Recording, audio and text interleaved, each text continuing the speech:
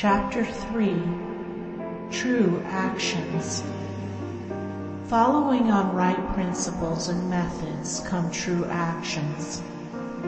One who is striving to grasp true principles and work with sound methods will soon come to perceive that details of conduct cannot be overlooked, that, indeed, those details are fundamentally distinctive or creative, according to their nature, and are of deep significance and comprehensive importance, and this perception and knowledge of the nature and power of passing actions will gradually open and grow within him as an added vision, a new revelation. As he acquires this insight, his progress will be more rapid, his pathway in life more sure, his days more serene and peaceful.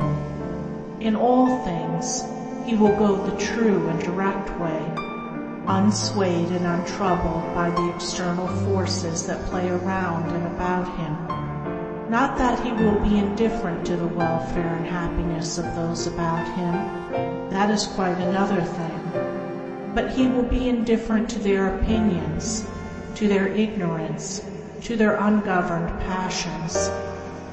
By true actions, indeed, is meant acting rightly towards others, and the right doer knows that his actions, in accordance with truth, are but for the happiness of those about him, and he will do them even though an occasion may arise when someone near to him may advise or implore him to do otherwise.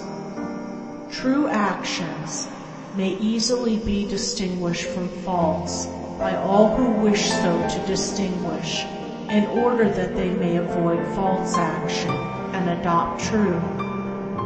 As in the material world, we distinguish things by their form, color, size, etc., choosing those things which we require, and putting by those things which are not useful to us. So in the spiritual world of deeds, we can distinguish between those that are bad and those that are good by their nature, their aim, and their effect, and can choose and adopt those that are good and ignore those that are bad. In all forms of progress, avoidance of the bad always precedes acceptance and knowledge of the good. Just as a child at school learns to do its lessons right by having repeatedly pointed out to it how it has done them wrong, if one does not know what is wrong and how to avoid it, how can you know what is right and how to practice it? Bad or untrue, actions are those that spring from a consideration of one's own happiness only, and ignore the happiness of others, that arise in violent disturbances of the mind and unlawful desires, or that call for concealment in order to avoid undesirable complications.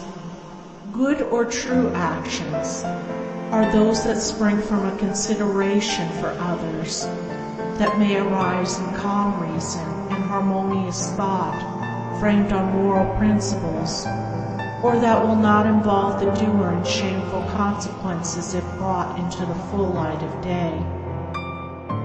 The right doer will avoid those acts of personal pleasure and gratification which by their nature bring annoyance, pain, or suffering to others, no matter how insignificant those actions may appear to be. He will begin by putting away these.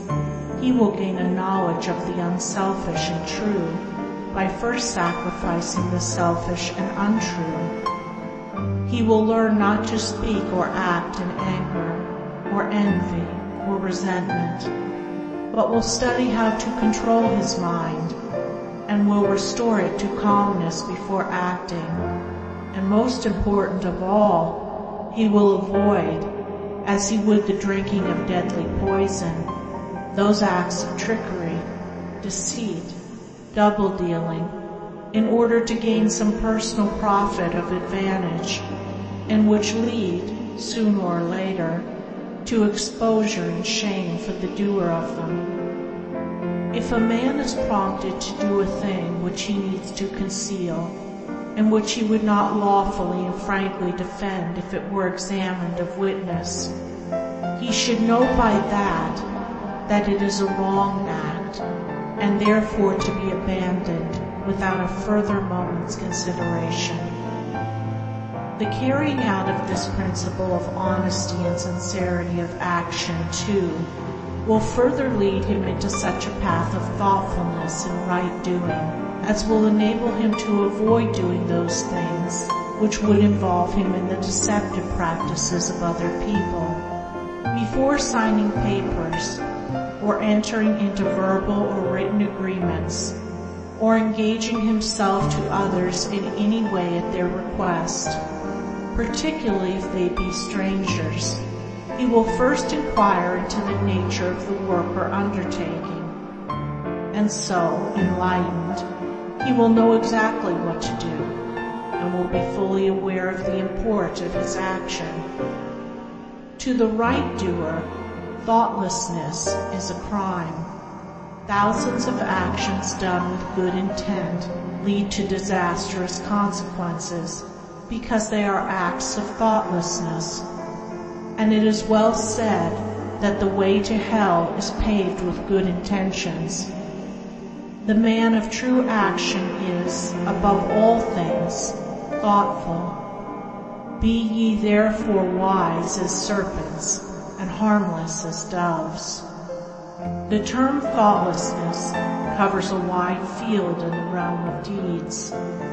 It is only by increasing in thoughtfulness that a man can come to understand the nature of actions, and can, thereby, acquire the power of always doing that which is right. It is impossible for a man to be thoughtful and act foolishly. Thoughtfulness embraces wisdom. It is not enough that an action is prompted by a good impulse or intention. It must arise in thoughtful consideration if it is to be a true action, and the man who wishes to be permanently happy in himself and a power for good to others must concern himself only with true actions. "I did it with the best of intentions" is a poor excuse for one who has thoughtlessly involved himself in the wrongdoing of others. His bitter experience should teach him to act more thoughtfully in the future. True actions can only spring from a true mind, and therefore while a man is learning to distinguish and choose between the false and the true, he is correcting and perfecting his mind, and is thereby rendering it more harmonious and felicitous, more efficient and powerful, as he acquires the inner eye to clearly distinguish the right in all the details of life, and the faith and knowledge to do it. He will realize that he is building the house of his character and life upon a rock, which the winds of failure and the storms of persecution can never undermine. End of chapter 3. Recording by Andrea Fiore.